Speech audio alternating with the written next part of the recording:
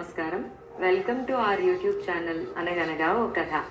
మంచి కథలు వినడానికి మా ఛానల్ని తప్పకుండా సబ్స్క్రైబ్ చేయండి. అలాగే మీ ఫ్రెండ్స్ అండ్ ఫ్యామిలీకి షేర్ చేయండి. ఇవాల్టి మన చందమామ కథ పేరు గండభేరుండం. పూర్వం ఒక రాజు ఉండేవాడు. ఆ రాజుకొక కూతురు. ఆమెకు ఎప్పుడూ జబ్బుగానే ఉండేది. ఎన్ని వైద్యాలు చేసినా ఆ జబ్బు నయం అవ్వలేదు. పవిత్రమైన దానిమ్మకాయ తింటే కానీ ఈ పిల్ల కోలుకోదు అని ఒక దైవజ్ఞుడు చెప్పాడు. కానీ పవిత్రమైన దానిమ్మకాయలు ఎలా ఉంటాయో ఎవ్వరికీ తెలియలేదు. రాజు ఉన్న ఊళ్ళోనే ఒక భూస్వామి ఉన్నాడు. ఆ మనిషి సాధారణంగా నిజమన్నది తన నోటితో ఎప్పుడూ చెప్పి ఎరగడు. ఆయనకు 3 కొడుకులున్నారు. పెద్దవాళ్ళిద్దరూ గడుసువాళ్ళు. అందుచేత వాళ్ళు కూడా సాధ్యమైనంత వరకు నిజం చెప్పేవాళ్ళు కారు. 3వవాడు శేఖరుడు వాళ్లకు విరుద్ధం. వాడు ఎప్పుడూ నిజమే చెప్పేవాడు. అందుచేత తండ్రి అన్నలు కూడా శేఖరుణ్ణి చవట కింద జమ కట్టేవారు. ఇలా ఉండగా రాజు చాటింపు వేయించాడు. పవిత్రమైన దానిమ్మకాయలు తెచ్చి తన కూతురికి ఆరోగ్యం చేకూర్చిన వాడికి ఆమెనిచ్చి పెళ్లి చేస్తాను అన్నాడు. దానిమ్మకాయలకు పవిత్రమేమిటి అపవిత్రమేమిటి? మన దొడ్లో ఉన్నవి భేషైన దానిమ్మలు. ఒరేయ్ పెద్దవాడా, నువ్వు 2 దానిమ్మకాయలు తీసుకుపోయి రాజకుమార్తెను పెళ్లి చేసుకో అన్నాడు భూస్వామి తన పెద్ద కొడుకుతో. భూస్వామి పెద్ద కొడుకు 2 దానిమ్మకాయలు కోసి బుట్టలో పెట్టుకుని రాజభవనానికి బయలుదేరాడు.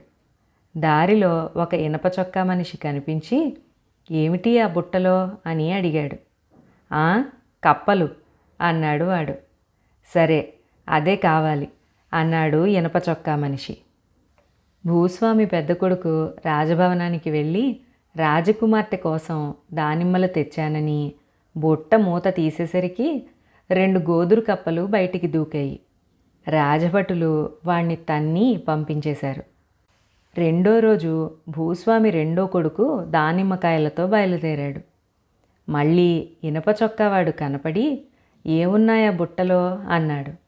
పీతలు అన్నాడు 2వవాడు. సరే, అదే కావాలి అన్నాడు ఇనప చొక్కావాడు. 2వవాడు రాజభవనానికి వెళ్ళి బుట్ట తెరిచేసరికి అందులో 2 పీతలు అటు ఇటు తిరుగుతున్నాయి. రాజభటులు వాణ్ణి కూడా తన్ని పంపారు. 3వవాడు శేఖరుడు తాను కూడా వెళ్తా అన్నాడు. నీ అన్నల వల్ల కాని పని నీ వంటి చవట వల్ల అవుతుందా? నువ్వు కూడా వెళ్ళి తన్నులు తినిరా అన్నాడు తండ్రి. శేఖరుడు 2 దానిమ్మకాయలు బుట్టలో పెట్టుకుని బయలుదేరాడు. ఇనుప చొక్కావాడు కనబడి, ఏమిటి బుట్టలో అని అడిగాడు.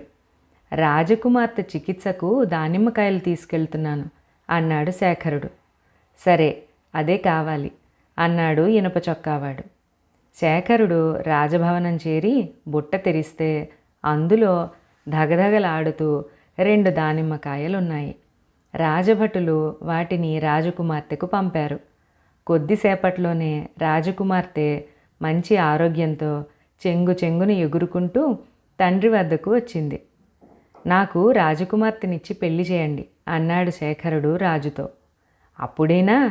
నువ్వు గండభేరుండం ఈక పట్టుకునిరా, అప్పుడే నీకు నా కూతురికి పెళ్ళి అన్నాడు రాజు.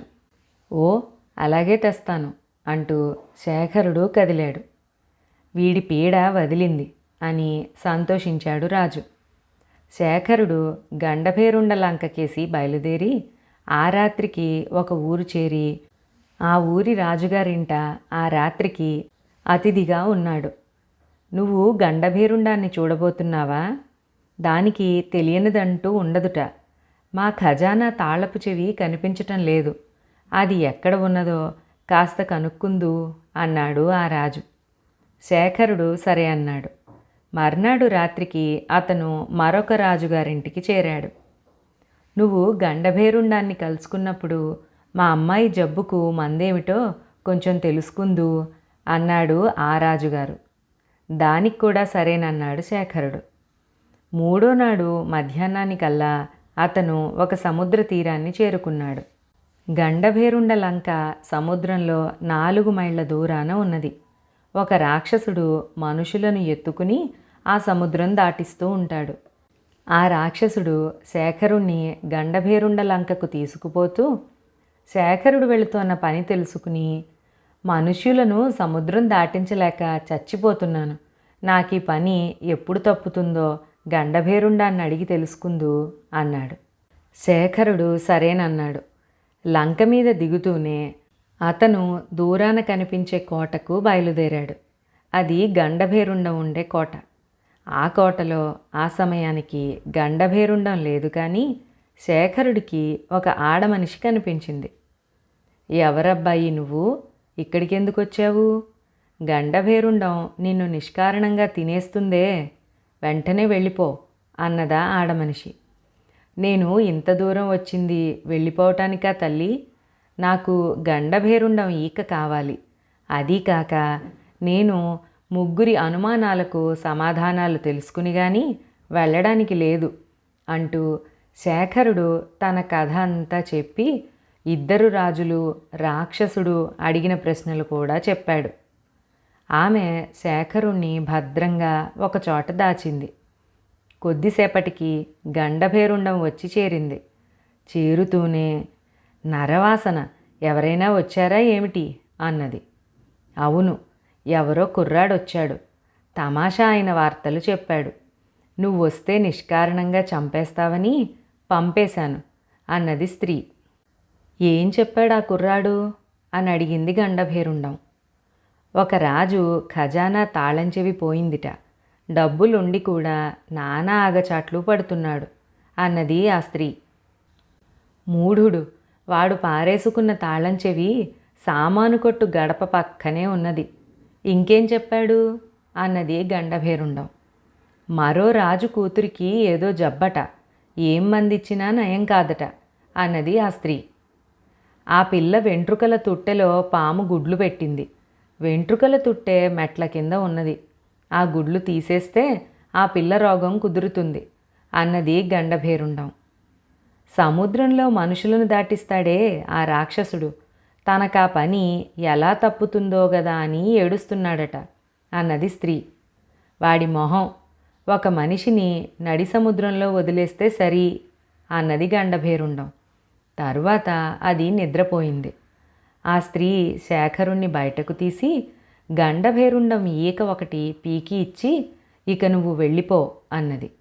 శేఖరుడు సముద్ర తీరానికి రాగానే రాక్షసుడు, గండభేరుండం నా మాట ఏమన్నది అని అడిగాడు.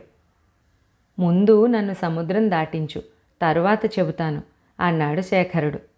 యువతలి ఒడ్డుకు చేరాక అతను రాక్షసుడితో, ఈసారి ఇటుగా వచ్చే మనిషిని నడి సముద్రంలో వదిలేయి, ఆ తరువాత నీకీ పని తప్పుతుంది అన్నాడు. తరువాత అతను 2వ రాజున్న ఊరు చేరి, మీ మెట్ల కింద ఒక వెంట్రుకల తుట్టె ఉన్నది చూడండి, అందులో పాముగుడ్లు ఉన్నాయి, వాటిని ఆ తుట్టె నుంచి తీసేస్తే మీ అమ్మాయికి ఏ రోగమో ఉండదు అని ఆ రాజుకు చెప్పాడు. తన కుమార్తె ఆరోగ్యవతి కాగానే రాజు ఎంతో సంతోషించి శేఖరుడికి సంచి నిండా బంగారము, ఆవుల మంద, గొర్రెల మంద, మేకల మంద బహుమానం ఇచ్చాడు. అలాగే ఇంకో రాజు కూడా తన ఖజానా తాళపు చెవులు దొరకగానే శేఖరుడికి బంగారము, ఆవులు, గొర్రెలు, మేకలు బహుమానంగా ఇచ్చాడు. ఈ బహుమానాలన్నీ వెంట పెట్టుకుని శేఖరుడు తన దేశానికి చేరుకున్నాడు. అతను రాజుగారిని కలుసుకుని గండభేరుండం ఈకను ఇచ్చాడు. గట్టివాడివే, ఈ బహుమానాలన్నీ ఎలా సంపాదించావు అన్నాడు రాజు. శేఖరుడు తెచ్చిన బంగారము, మందలు చూసి రాజుకు కన్ను కుట్టింది. గండభేరుండాన్ని చూసి వచ్చిన వాడికి ఆ మాత్రం లాభం ఉండదా అన్నాడు శేఖరుడు వివరాలేమీ చెప్పకుండా. వెంటనే ఆ రోజే రాజు తాను కూడా గండభేరుండాన్ని చూడటానికి బయలుదేరాడు. ఆయన సముద్రాన్ని చేరేసరికి రాక్షసుడు అటుగా ఎవరు వస్తారా అని ఆత్రంగా ఎదురుచూస్తున్నాడు. వాడు రాజుని ఎత్తుకుని సముద్రం దాటుతూ నడి సముద్రంలో రాజును వదిలేసి తన దారిన తాను ఎటో వెళ్ళిపోయాడు. రాజు పోయాడన్న వార్త తెలియగానే శేఖరుడు రాజకుమార్తెను పెళ్ళాడి తానే సింహాసనం ఎక్కి సుఖంగా జీవించాడు. మరొక మంచి కథలో మళ్ళీ కలుసుకుందాం. అంతవరకు సెలవు. ఎవరైనా మొదటిసారి మన ఛానల్ని చూస్తున్న వాళ్ళు ఉంటే మంచి కథలు వినడం కోసం తప్పకుండా సబ్స్క్రైబ్ చేయండి.